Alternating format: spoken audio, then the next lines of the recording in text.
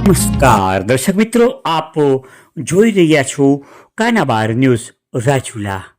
દર્શક મિત્રો, મકર સંક્રાંતિ આવી રહી છે ત્યારે આપ પતંગ અને દોરીની ખરીદી કરતા હોય તો પહેલાં અમારા આ સમાચાર ખાસ જોજો.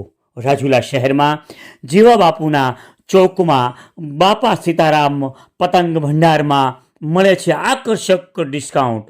100 પતંગનો ભાવ ફક્ત ₹600. અને હા, દોરીના ભાવમાં પણ ગજબનું ડિસ્કાઉન્ટ.